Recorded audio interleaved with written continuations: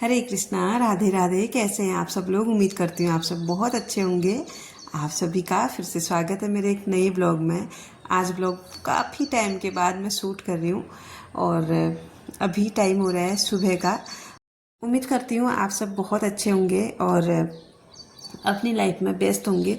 इसी लाइफ के up downs और व्यस्तता के कारण कुछ टाइम तक मैं अपने ब्लॉग कंटिन्यू नहीं कर पा रही थी। अब पता नहीं आगे को क्या कर पाऊँगी, कर भी पाऊँगी नहीं कर पाऊँगी, कोशिश तो करूँगी। बट आज जो ब्लॉग है वो काफ़ी लंबे टाइम के बाद मैं डाल रही हूँ। तो सुबह का भी टाइम है, बच्चे पूर्वी उठ गई है, पढ़ाई कर रही है, आरू सभी सोया है और आप देख सकते हैं बाहर धूप भी निकली है और आज बहुत स्लो मॉर्निंग स्टार्ट हुई है क्योंकि आज संडे है। और संडे के दिन आप लोगों को पता ही है सारे घरों में मॉर्निंग बहुत स्लो होती है, खास करके हम लोग ही मतलब ढीले पड़ जाते हैं इसलिए क्योंकि आज संडे है, सब घर में रहेंगे। ये जो माइंड सेट हमारा सुबह सुबह बन जाता है ना, इसके चक्कर में सब कुछ काम लेट लाट होने शुरू हो जाते हैं। तो कुछ आज ऐसा ही मेरे घर में भी चल रहा है।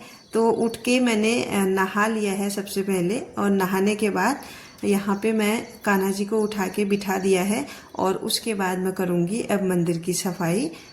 और मंदिर की सफाई तो हो गई है बट जो है ना, मैंने झाड़ू पोछा नहीं किया है क्योंकि अभी जब मैं झाड़ू पोछा करूँगी उसके बाद दिया जलाऊंगी। क्योंकि मुझे ऐसा लगता है ना, जब घर गंदा होता है ना, पूजा करने का मन नहीं करता, पता नहीं क्यों नहीं करता। ये मेरी हैबिट है क्योंकि मैं जब भी आपने देखा होगा मेरे ब्लॉग में, सुबह उठ के सबसे पहले मैं झाड़ू पोछा ही करती हूँ, उसके बाद पूजा करती हूँ। लेकिन आज जो है थोड़ा गड़बड़ हो गया, इसलिए मैंने सबसे पहले तो नहा लिया ताकि मैं कान्हा जी को उठा के बिठा दूँ, उनको जो दूध वगैरह का भोग है वो लगा दूँ और उसके बाद मैं अपना काम करती रहूँ, पूजा अपने टाइम से हो जाएगी। तो यहाँ पे आज ना मैंने जो है नया वाला झाड़ू निकाल रखा है और ये नया झाड़ू ऐसा होता है ना, जो फूल झाड़ू होते हैं, जब इनको नया नया निकालो तो बहुत सारा कूड़ा इनमें से निकलता है।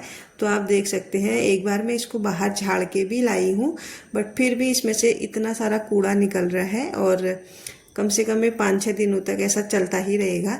और इसके बाद ये कूड़ा प्रॉब्लम करता है पोछा लगाने में, क्योंकि इसका जो कूड़ा होता है ना बहुत बारीक होता है और पूरे घर में फैल जाता है, अच्छे से निकलता ही नहीं है। जब तक इसमें अच्छे से पोछा ना लगा हो हाथ से, तब तक ये साफ़ होता ही नहीं है। इसलिए हाथ से इसमें पोछा लगाना मुझे ज़रूरी लगता है। वैसे भी आजकल मैं पोछा हाथ से ही लगा रही हूँ और जब से मैंने पोछा हाथ से लगाना स्टार्ट किया है तब से मुझे लगता है कि थोड़ी बहुत एक्सरसाइज तो हो ही रही है काम के साथ साथ। तो ये चीज़ें ज़रूरी होती है। अगर हम ना थोड़ा सा भी अपनी बॉडी को रेस्ट दे दें, या फिर कुछ चीज़ ऐसी होती है जो चीज़ हम झुक के काम करना नहीं चाहते हैं या फिर बैठ के काम करना नहीं चाहते हैं, उस काम को हम आराम से ही करना चाहते हैं, तो इन चीज़ों से ना हमारी ही हैबिट ख़राब होती है और फिर हमें लगता है बॉडी में भारीपन, क्योंकि हमारी बॉडी फ्लेक्सिबल नहीं रह पाती है इतनी। और इन्हीं चीज़ों का कारण है कि वेट बढ़ना और जो हमें भारीपन महसूस होता है वो चीज़ें।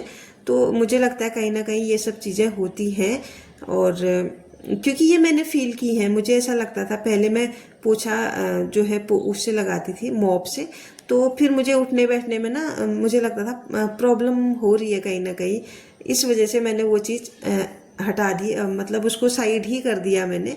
तो अभी मैं फ़िलहाल के लिए ठीक हूँ और यहाँ पे सारे घर का काम हो गया है। अब बारी है दिया बत्ती करने की, क्योंकि मुझे पूजा बहुत शांति और आराम से करना ही पसंद है। क्योंकि मैं चाहती हूँ कि थोड़ी देर 10-15 मिनट, आधा घंटा मैं भगवान जी के सामने बैठूँ और एक शांति महसूस करूं, क्योंकि जो शांति हमें कहीं नहीं मिलती वो हमें अपने घर के मंदिर में मिलती है। और सच कहूं तो मैं कहीं भी मंदिर चले जाऊं, जब तक मैं घर में पूजा नहीं करती हूँ, घर के मंदिर में नहीं बैठती हूँ, तब तक मुझे शांति नहीं मिलती है। ये बात तो 100% पक्की है। तो यहाँ पे मैंने पूजा कर ली है और साथ के साथ अब जो तुलसी माता को जल चढ़ाना था वो भी हो गया है। वैसे आज संडे है, नहीं चढ़ाया, बस सूर्य भगवान को जल चढ़ाया था। और यहाँ पे अब मैं बनाऊंगी नाश्ता और इसके बाद फिर हमें कहीं निकलना भी है। और मेरा जो है दादा भी अभी आया है ददा मीन्स मेरा बड़ा भाई। हमारे पहाड़ों में बड़े भाई को ददा ही बोलते हैं। और जो लोग मेरे ब्लॉग बाहर से देखते हैं शायद उनको थोड़ा कंफ्यूज हो सकता है। यहाँ पे नाश्ता करके उसके बाद बहुत सारी प्रोसेस हुई, फिर हम चले गए थे हल्द्वानी। और जो अभी आप वीडियो देख रहे हैं ये दूसरे दिन का है। और यहाँ पे मेरे भतीजे का है जनेऊ संस्कार। ये जो सामने बैठे हैं ये है मेरे दादा और उनका बेटा है, उसका आज जनेऊ संस्कार होना है, इसीलिए हम लोग हल्द्वानी गए हैं।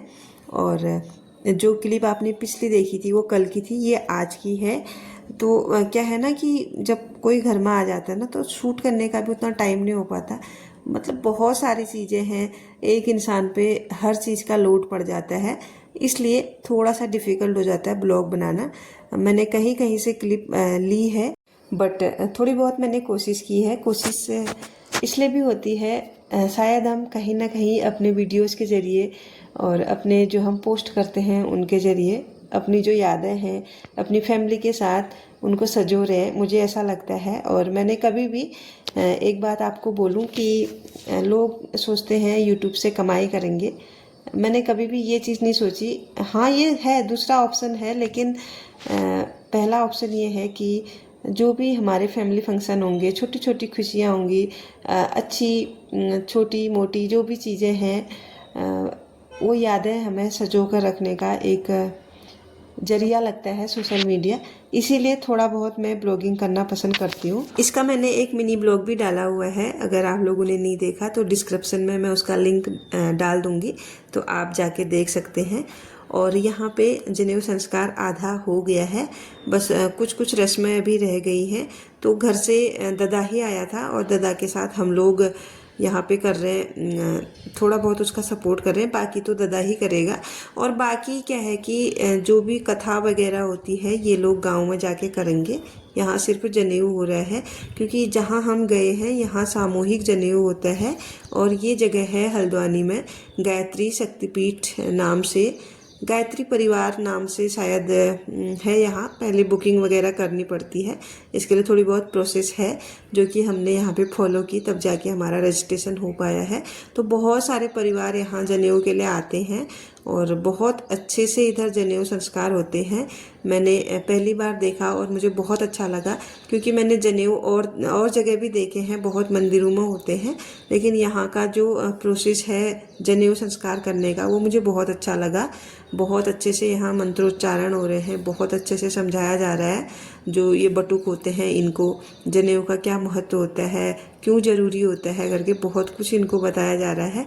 और इनके साथ साथ हमें भी सीखने को मिलता है क्योंकि हमारे हिंदू धर्म में 16 संस्कारों में से एक सबसे महत्वपूर्ण संस्कार होता है जनेऊ संस्कार। अगर जनेऊ संस्कार नहीं है तो इंसान कुछ भी नहीं कर सकता है। जैसे कि हर चीज़ के लिए जनेऊ संस्कार होना बहुत ज़्यादा ज़रूरी है, छोटी से छोटी पूजा हो या फिर बड़े से बड़े काम हो, उसके लिए जनेऊ संस्कार का होना बहुत ज़्यादा ज़रूरी होता है। तो सबसे महत्वपूर्ण ये 16 संस्कारों में से एक संस्कार जनेऊ संस्कार होता है। तो यहाँ पे मेरे दादा ने मेरे भतीजे को जो है जनेऊ पहना दिया है और आज हमारे लिए खुशी का बहुत बड़ा दिन है क्योंकि हम कब से चाह रहे थे कि जनेऊ हो जाए, बहुत सालों से चाह रहे थे, लेकिन कभी कुछ ऐसी फैमिली प्रॉब्लम, कभी कुछ हो जा रहा था, तो ये चीज़ पॉसिबल हो ही नहीं पा रही थी।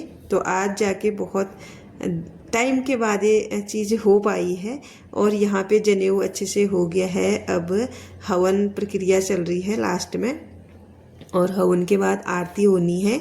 आरती के बाद फिर यहाँ जो है खाने की भी व्यवस्था थी, तो फिर हम लोगों ने यहाँ पे खाना वगैरह खाया, फिर हम आ गए थे घर। और जो हमारा ये जनेऊ संस्कार था बहुत अच्छे से हो गया था। और आज का जो ब्लॉग है अब इसको मैं यहीं पे क्लोज करती हूँ। कैसा लगा आप लोगों को कमेंट करके ज़रूर बताइएगा। मिलती हूँ आपको नेक्स्ट ब्लॉग के साथ, तब तक के लिए bye bye everyone, thanks for watching.